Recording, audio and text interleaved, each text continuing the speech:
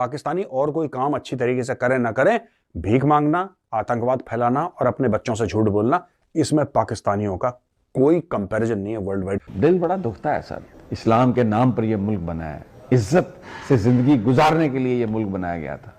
इन्होंने हमें जिल्लत की पस्तियों में फेंक दिया है, एक एक रोटी का मोहताज कर दिया इन्होंने। यकीन जानिए मेरा दिल दुख रहा है बतौर पाकिस्तानी। ये तो अच्छी बात है कि जैसे बाकी इंसान हैं, पाकिस्तानियों के भी दो हाथ हैं, तो दो ही हाथ से भीख मांग। अगर इनके 4-5 हाथ होते, पांचों से भीख मांगते। और इसके होते हुए मुल्क किसी सूरत तरक्की नहीं कर सकता। Army chief general Syed Asim Munir का दौरा बहरीन।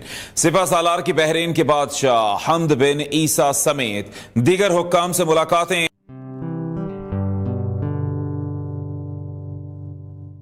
नमस्ते दोस्तों, जय हिंद। निक न्यूज़ बर्नर की रिएक्शन वीडियो में आप सभी का स्वागत है। दोस्तों, जैसा कि आपने शुरुआत की वीडियो में देखा है, पाकिस्तान का आर्मी चीफ आसिम मुनीर अरब देश पहुंचा है। दोस्तों, यह तो आप सभी जानते हैं कि पाकिस्तान जब भी किसी देश के दौरे पर जाता है तो वह झोले में एक बड़ा सा कटोरा लेके जाता है ताकि वो भीख मांग सके।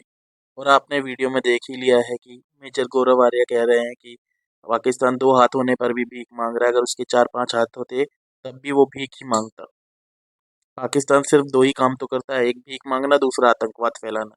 और जज्बे की तो कोई भी कमी नहीं है, भीख कहीं से भी मांग लाते हैं। दोस्तों, आप सब ये भी जानते हैं कि इंडिया में मालदीव को लेकर क्या चल रहा है। इस पर पाकिस्तानी भी कमेंट कर रहे हैं कि मालदीव इंडिया के हाथ से गया, लेकिन ये भिखारिस्तान के लोग नहीं जानते कि भारत के सामने मालदीव घुटनों पे आ गया है। मालदीव ने कई बार भारत के आगे माफ़ी मांगी है। इंडिया ने हर वक्त मालदीव की हेल्प की है। जब भी मालदीव ने मदद मांगी है, इंडिया ने हमेशा उसकी मदद की है। और हाल ही में मालदीव ने इंडिया से ज़मीन भी मांगी है, क्योंकि मालदीव में बहुत जल्दी डूबने वाला है। मालदीव की ज़मीन समुद्र तल से सिर्फ 1 मीटर ऊंची है।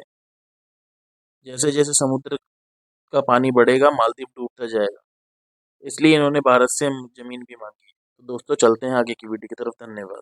मालदीव के प्रेसिडेंट चाइना के विजिट पर हैं। ये विजिट एक ऐसे वक्त में हो रहा है कि जिस वक्त इससे पहले इंडिया और मालदीव के बीच एक नया इशू, एक बहुत बड़ी एस्केलेशन सामने आई, जिसमें इंडिया की तरफ से बाकायदा एक कैंपेन चलाई गई कि बॉयकॉट मालदीव्स। और सिर्फ यही नहीं कि जुबानी जमा खर्च था, बल्कि इसमें हमने देखा कि हजारों की तादाद में बुकिंग्स कैंसिल हुई और टिकट्स कैंसिल करवाई गई।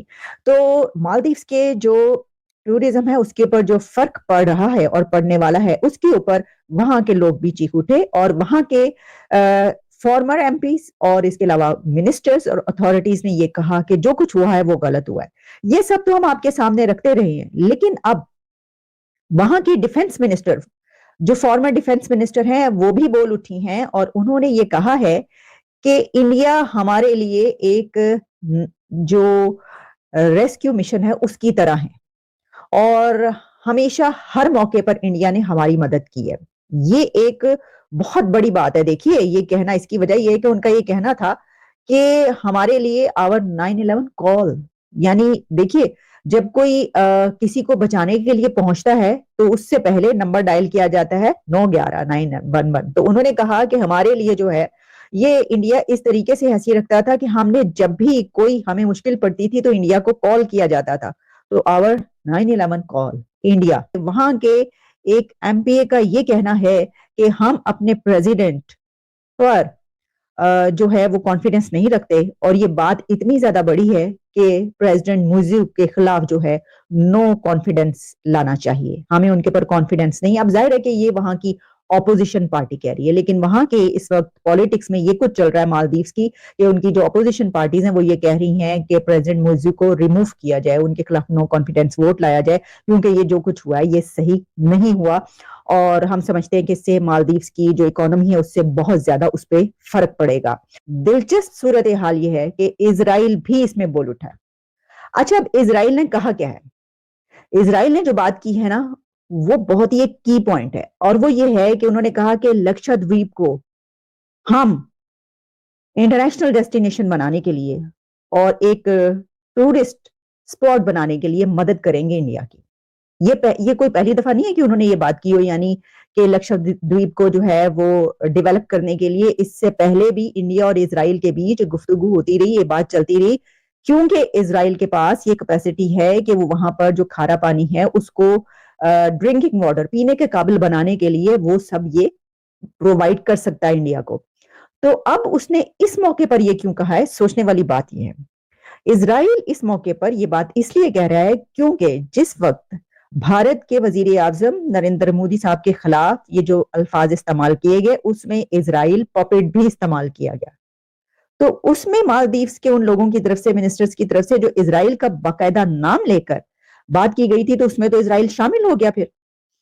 तो इस वजह से इस वक्त इजराइल का इसके अंदर बोलना बहुत जरूरी था और वो बोला है। मालदीव्स ने ऑलरेडी बहुत पहले, आज से 20 साल पहले, 15 साल पहले लगभग, भारत से रिक्वेस्ट करा था कि हमें जमीन दीजिए। आप जाके इंटरनेट पे सर्च करिएगा, आप इंटरनेट पे सर्च करिए, भारत से यह रिक्वेस्ट करा था कि हमारे आइलैंड्स, 90% उनके आइलैंड्स हैं जिनमें फ्लडिंग होती है, और 90% से लेकर 95%, 95% उनके ऐसे आइलैंड हैं जो कि पानी से सिर्फ 1 मीटर ऊपर हैं, और बना रखे हैं गजब के रिजॉर्ट्स, जो मैडम कह रही थी ना, बड़े 5 स्टार शानदार हैं। ये सारे डूबने वाले हैं।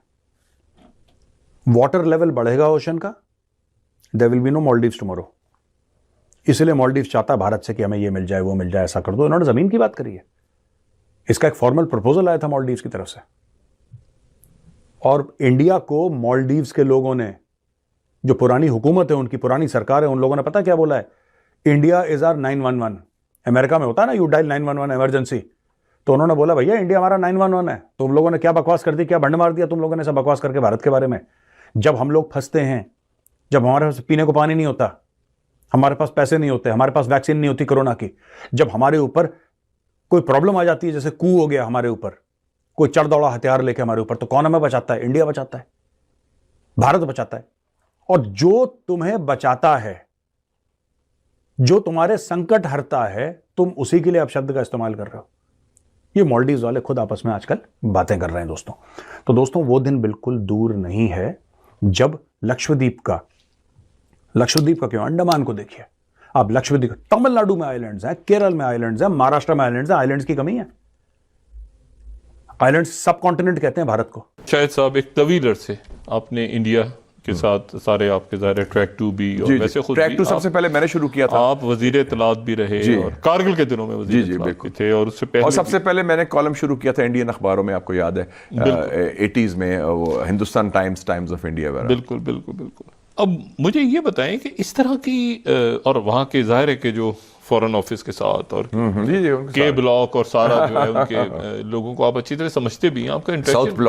साउथ ब्लॉक के ब्लॉक तो कहीं और है। अच्छा, एनीवे, तो मैं साउथ ब्लॉक के, अब मैं सिर्फ आपसे ये पूछना चाह रहा हूँ कि वहाँ पर क्या है इसका सोच, मतलब है कि भूटान के हवाले से, चाइना के हवाले से, सार्क को उन्होंने ख़त्म कर दिया, मालदीव्स में क्या हुआ है, बांग्लादेश डिस्टेबलाइज हुआ है, देख रहे हैं, जो अफगानिस्तान उनका, मतलब ये कोल्ड वॉर अब जनूबी एशिया में, अगर नहीं, मैं आपसे ये पूछूं, अगर आप इस वक्त साउथ ब्लॉक में बैठे हो तो आप क्या सोच रहे होंगे? सब अच्छा है?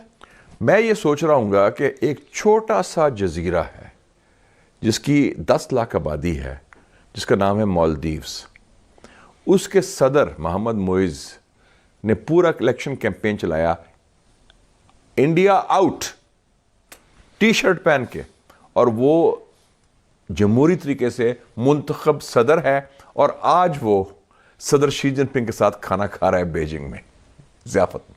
और जियो स्ट्रेटेजिक पोजीशन। दोस्तों, अगर आपको हमारी वीडियो पसंद आई है तो प्लीज़ लाइक ज़रूर करें और साथ में शेयर करना ना भूलें। और साथ ही दोस्तों, ऐसी ही लेटेस्ट वीडियो देखने के लिए हमारे चैनल को सब्सक्राइब करें, साथ ही बेल का आइकन जरूर दबाएं ताकि सबसे पहले आपको हमारी वीडियो की नोटिफिकेशन मिल सके। धन्यवाद।